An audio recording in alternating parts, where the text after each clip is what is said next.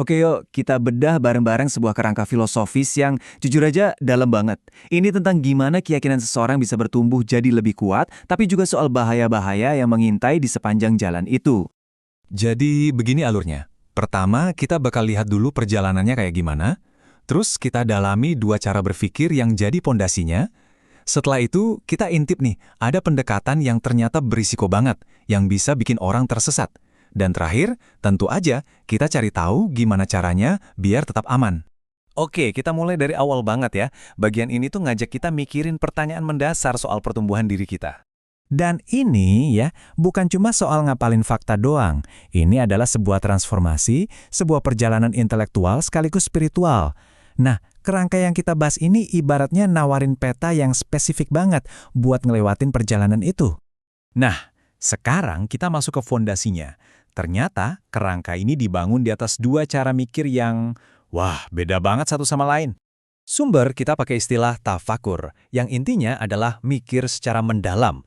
Bayangin aja ini kayak mesin yang jadi pendorong perjalanan pemahaman kita. Tapi mesin ini bisa pakai dua jenis bahan bakar yang sangat berbeda. Mari kita lihat apa aja itu. Nah, disinilah letak perbedaannya yang paling krusial.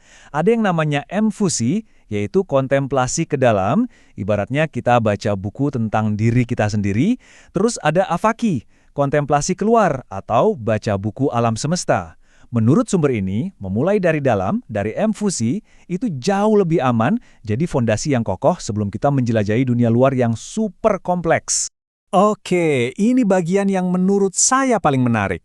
Ternyata ada dua jalan yang total berlawanan buat nyari ilmu atau pengetahuan. Yang pertama ini namanya jalur menanjak atau taraki. Gimana cara kerjanya? Gini, Anda mulai dari ngamatin fenomena, terus analisis data, baru deh bangun teori dari nol. Kedengarannya ilmiah kan? Tapi lihat deh risikonya. Fatal. Anda bisa kejebak, mentok di materi di mana bukti fisik jadi satu-satunya hal yang dianggap nyata. Ini jalan buntu intelektual. Jadi ini dia intinya. Pilih mana? Mulai dari kepingan-kepingan puzzle yang acak-acakan, terus coba susun? Atau mulai dari ngelihat gambar utuh di kotaknya dulu? Sumber ini bilang, jalur menurun atau tadali, yaitu mulai dari gambaran besarnya, itu jauh-jauh lebih aman. Dan ini bukan cuma teori loh, risiko tersesat ini nyata. Sumber kita ngasih cerita yang nunjukin betapa bahayanya masalah ini. Coba bayangin ya, ada mahasiswa super pintar ambil PhD biologi, tapi di tengah jalan dia mau berhenti. Kenapa? Karena dia ngerasa tersesat, dikelilingi Darwinisme. Oke, dia pindah ke filsafat. Malah makin bingung sama banyaknya pemikiran yang saling tabrakan. Kisah ini nunjukin banget apa yang terjadi kalau pencarian ilmu dilakukan tanpa jangkar yang kokoh. Nah, ini kan jadi pertanyaan besar. Kalau orang sepintar itu aja bisa kesasar, gimana dong nasib kita? Pertanyaan ini langsung nembak ke jantung permasalahannya. Kita butuh perisai apa sih buat ngelindungin diri di lautan intelektual yang kadang ganas ini? Jadi gimana caranya biar kita tetap aman? Yuk, kita lihat solusinya, perlindungan yang ditawarkan oleh kerangka ini. Jawabannya adalah seperangkat perisai pelindung. Pertama, pakai kacamata Tadali yang menurun itu sebagai setelan default kita. Terus, pastikan kita punya bekal yang cukup, kokoh sama prinsip-prinsip inti kita. Penting juga kelilingi diri dengan pembimbing dan komunitas yang bisa dipercaya. Jangan lupa asah terus sisi batin kita. Dan yang terakhir tapi nggak kalah penting, selalu rendah hati. Kalau nggak tahu, ya bilang nggak tahu. Dan ini dia kesimpulan utamanya ya, digambarin dengan jelas banget di sini. Ini soal geser perspektif.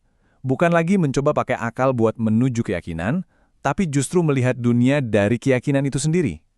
Titik start Anda itu menentukan segalanya, beneran. Kerangka ini ngasih kita satu jawaban. Tapi pertanyaannya tetap ada buat kita semua hari ini. Di tengah dunia yang informasinya nggak ada habisnya, di mana kita menancapkan jangkar kita biar nggak goyah? Coba deh renungkan.